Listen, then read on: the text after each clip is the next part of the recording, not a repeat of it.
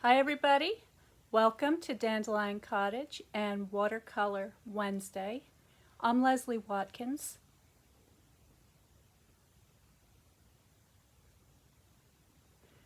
Today I have a special edition of Watercolor Wednesday. I'm going to be painting with water-based inks. So if you are a paper crafter or a stamper and would like to use your inks that you use to re-ink your stamp pads to paint with, this is the episode for you. So we're going to be painting wet and wet, and I'm going to be creating a pattern on a big sheet of watercolor paper, which I will then later cut up and use for some cards and boxes. I have a number of birthdays coming up in February. My own birthday is on February 11th, so I always get excited when February rolls around. And it just so happens that some of my very best friends are also February birthday people. So I've got a lot of things I'd like to make, and my intention is to make this a two-part video. So today will be the painting part where I make the decorative paper. It's going to be wet and wet, so I'm not going to be able to finish it within the timing of the video.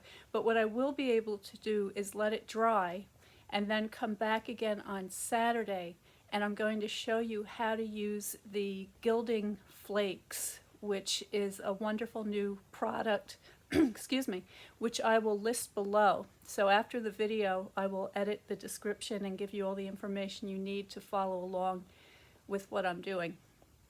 And the other thing I want to mention to you is that the Sale-A-Bration ends on the end of the month, February 28th.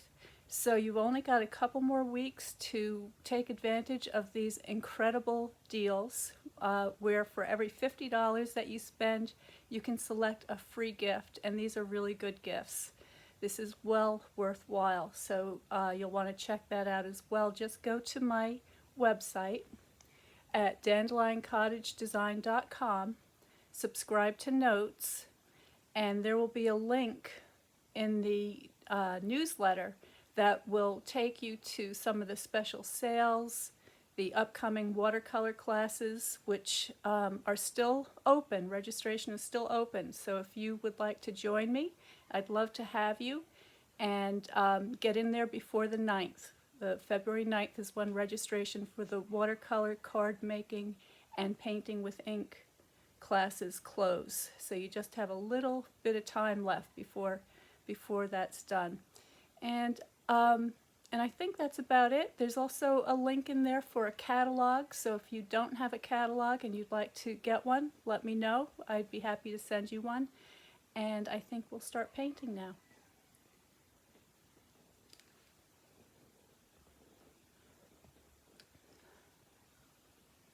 So I've already pre-moistened a piece of paper. This is good quality watercolor paper. It is 90-pound paper, but you could use whatever you happen to have at hand. And I have a couple of the water painter brushes. So these come 3 to a pack. I've got a pointed one, this is the medium sized, and I've got the flat one out just in case I want to use that. And then I have a selection of inks here. So I've got 2 yellows, 2 reds, and 2 blues, and you can use whatever you happen to have to hand. I'm going to be experimenting with this stamp set. This is called Art Gallery, and it has these beautiful flowers, very loose, these nice leaves, a number of sentiments, and this is a 2-step process. So what that means is you stamp first with one stamp in one tone, and then you stamp again with a second stamp, and that gives you accents on your first tone. I'm not going to be showing you that today, but I may at the end, if the paper dries enough, I may try to stamp on top of it with a couple of these stamps. That's the plan anyway. We'll see what happens. best laid plans. So the paper is still wet, and I have a spritzer here, and I'm just going to give it a light misting. And I'm going to, I think I'm going to start with this wider brush, and I'm going to stand up for this. And let me just, before I get started, let me just make sure we're broadcasting here.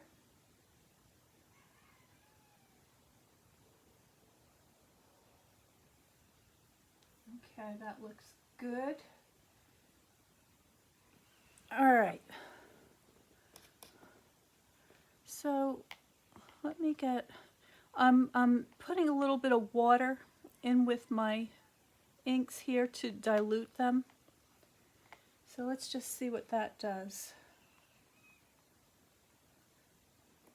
Now I'm painting very lightly. I don't even know if the camera will pick this up, but I just want a very, very pale, it's a little darker, a little bit wetter there. I'm just going to put some rough flower shapes. Oops, I got too much ink on that one. That's okay, they can vary. So I'm just dabbing on some color randomly. I'm going to give that a little more of a spritz and see if I can soften those edges a bit.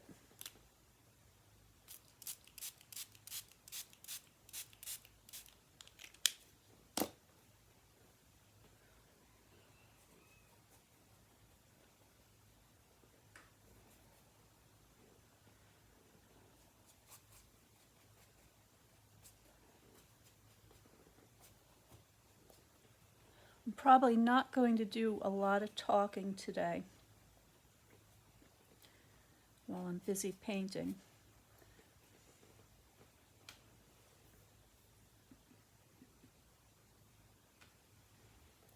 And if you have any questions, just post them in the comments below, and after the video I will do my best to answer any questions that you may have. Or I'm going to grab some of the red. Now, it's been so long since I put these drops in the palette, I'm not even sure what colors they are, but in the class you will have a list of some colors that I recommend. If you'd like to know a little bit more about the upcoming painting with watercolor and painting with ink class, just look at the video I did last week, and you'll see it has a picture of a hummingbird, and that will give you an idea of what we'll be doing in the class. All right, so my paper is already starting to dry. I have the fire growing today, so I'm going to keep spritzing it because I want it to stay nice and moist. I want these colors to blend together and just kind of move on their own.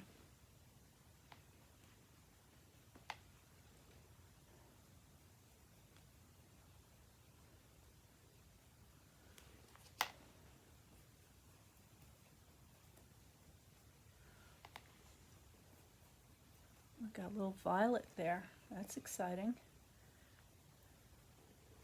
Let's put some of that down here too.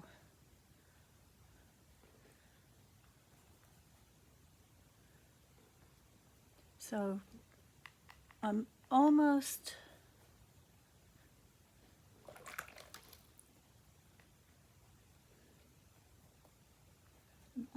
done with my first layer of color here.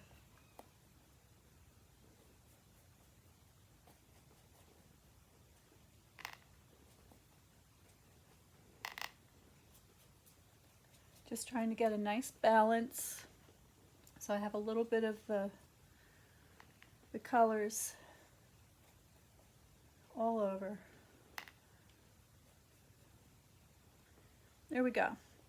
Alright, so I'm pretty happy with that. Now what I'd like to do is I want to add a little bit of blue.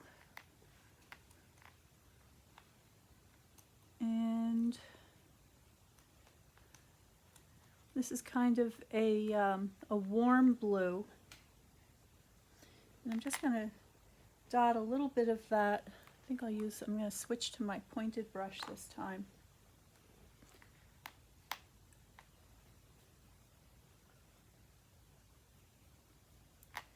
And I'm just going to dot that in between the flower shapes.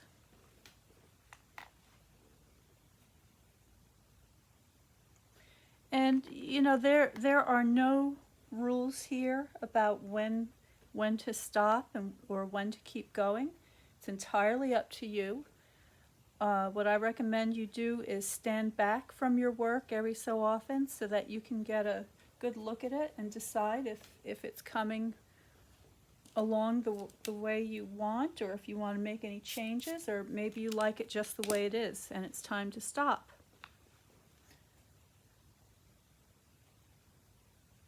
Oftentimes when I'm working on a painting in the studio, I'll reach a point and just put my brushes down, go make a cup of coffee, answer my emails,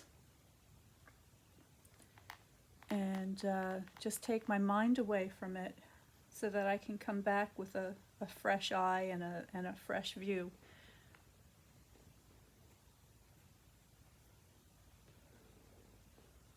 Okay, so this is starting to look like a nice soft impression, and I like that. And the next thing I want to do is I want to begin putting a little more detail in the flowers themselves. So I'm going to mix up, just grabbing a little bit of this darker red. I'm going to put a little bit of yellow in there to give me a kind of a peachy tone. See what that does. That's perfect. Okay, so I'm just gonna add a few strokes here and there to indicate some of these flower shapes. Get the centers.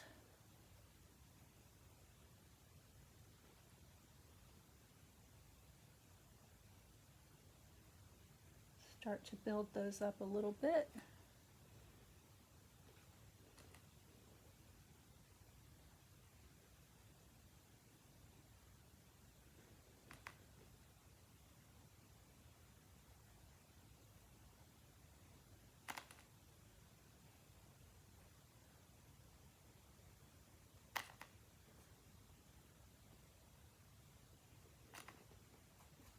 The important thing here is that I'm not going too dark too soon.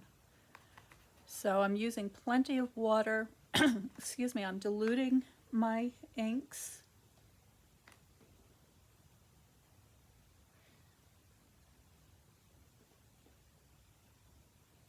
And I'm just keeping it very, very loose. I'm really not thinking too much about the drawing of the flowers. I'm thinking more about the overall shape and the placement.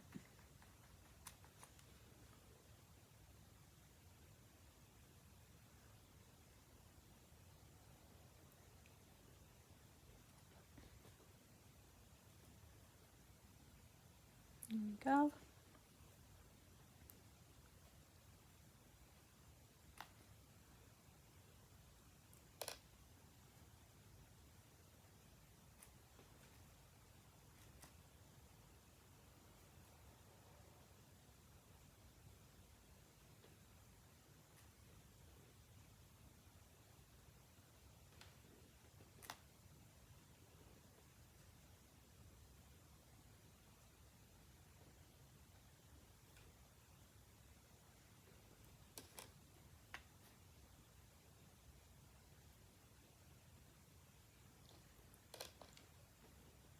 Now I'm going to come back in at the end with some leaves.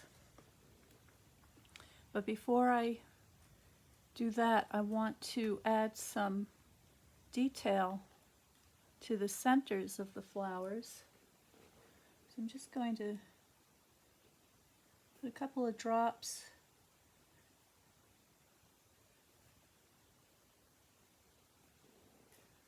let that run.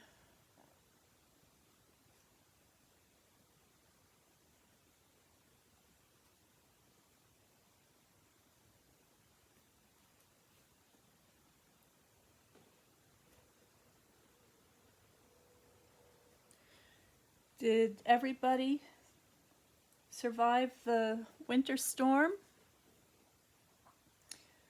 We have about 30 inches of snow out here. I had to go out this morning and shovel a spot to the stones underneath the stone pathway so I could put some seeds down for the birds. And boy, were they ready for breakfast. I saw a cardinal out there today, and oh my goodness, I've got a new visitor to the bird feeder, and I'm pretty sure it's called a winter wren. It is the most adorable bird you've ever seen. It's a bird that lives in the north, and they tend to stay to the woodlands and brush piles. And I had never seen one before. I've seen wrens before, which are also very cute. But this one is chocolate brown. He's just the most beautiful, he or she, the most beautiful warm chocolate brown puffball, all puffed out, very round, with a very, very short stubby tail that sticks straight up, as cute as can be, and a great big long beak. And I read up on these birds, and they rarely, if ever, visit the bird feeder, but I guess this one was really hungry because he was on I have a tray outside my window so I can watch the birds, and he was there pecking away at the peanuts that were out there. And it was kind of hilarious because these are tiny little birds, and he found the biggest peanut on the tray, and he was determined to eat this darn peanut, even though there were plenty of little peanuts that he could have easily managed. But no, it had to be this one, and so he was very persistent and kept pecking away at it until finally he gave up, but took it with him over to the pile where the other peanuts were, and then he'd take something small that he could manage, put the big one down, eat the little one, and then he'd pick up the big one again and take it with him to find the next one. He just did not want to give it up. So that was my adventure at the bird feeder yesterday, so I'm hoping to see him again today. All right, so I think I'm to a place here where I'm ready to begin putting my leaves, and I'm going to do something interesting now. I'm going to put my palette off to the side, and what I'm going to do is I'm going to take my stamp pad. So this is Old Olive, which is a lighter green. So I've got two greens. I've got a dark one and a light one. So, well, actually the Old Olive is really what you'd call a medium green. And then I've got Mossy Meadow. Oh, this one's, there we go, brand new pad. So here's Mossy Meadow, that's a darker green. And I'm using the leaves from the stamp set. And I'll show you what that looks like. It's this stamp here, which is really pretty. Now I could paint those leaves, but I want to tie it in to the stamp set because I want to be able to create a pattern. And this is just going to make it much easier. So I'm going to ink up my stamp, and I'm just going to start giving my flowers some leaves, and this paper is still wet, so it's going to give me a very soft, beautiful effect. Put them in going a variety of ways.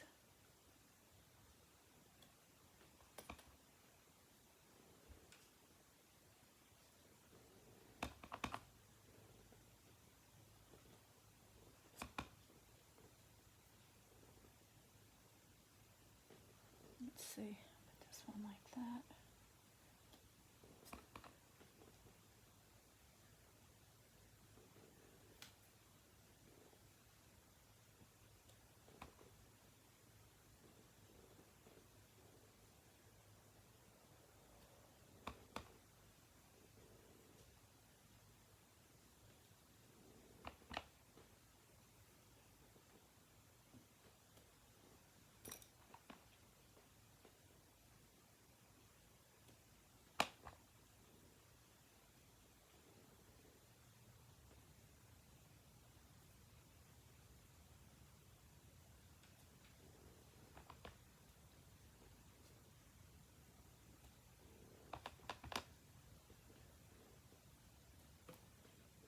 Move that out of the way.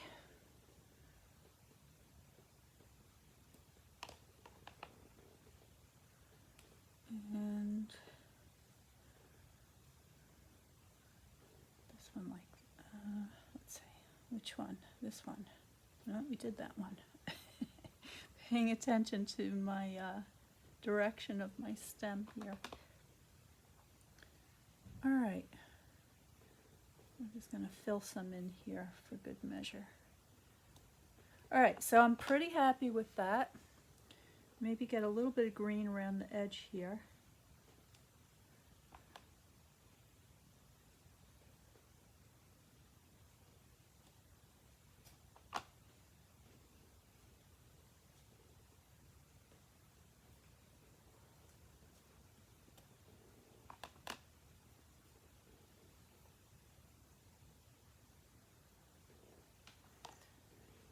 Okay, so I'm very pleased with the way that looks right now. Now I do want to go back into some of these areas and get some more detail and maybe a couple of darks here and there. But right now it's a little too wet and I'm not sure. Well, let's just try something. I'm going to take my Mossy Meadow and I'm going to give that a good squeeze. So I'm squeezing the top of the pad itself into the ink pad, or I should say the top of the case. And, oh, I didn't squeeze it hard enough. Okay, you have to have strong hands for this. Let's see if I can get that.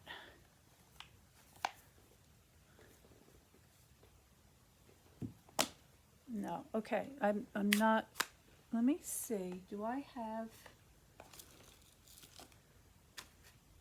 looking to see if I have a Mossy Meadow reinker handy, but I don't think I do.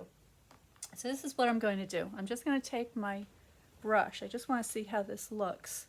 So I'm taking my wet brush and I'm just picking up some ink from the pad. And I just want to add a little more variation to these greens here and there, so it's not all the same.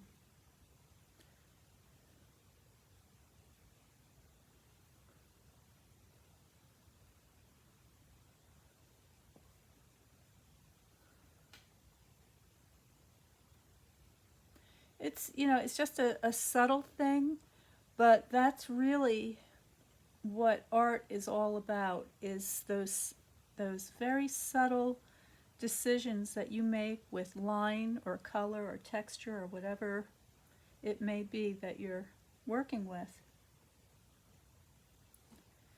And you just want to give it that little extra something, and that makes all the difference.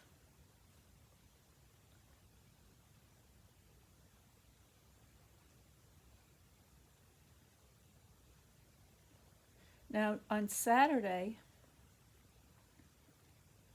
when I come back at 12 noon right here, I'm going to be adding gold gilding to this to give it a lot of sparkle and shine.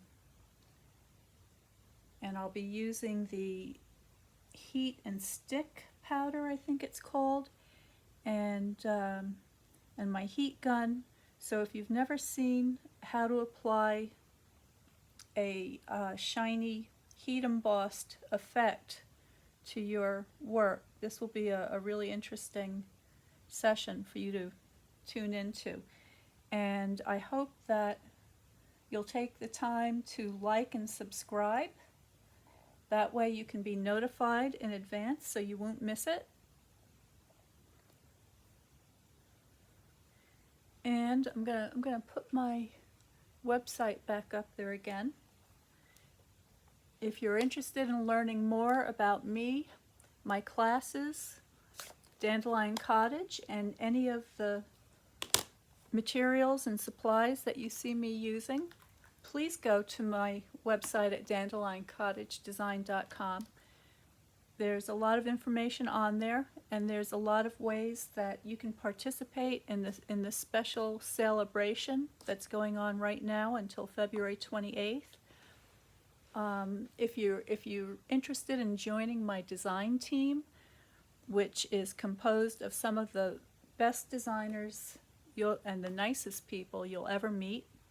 There are calligraphers, fiber artists, bookmakers, and it's just a very supportive and inspiring group of people to be around, and I'd love to have you. So there's information about that on the website as well. So I think I'm going to leave it here for today. I'm going to let this dry.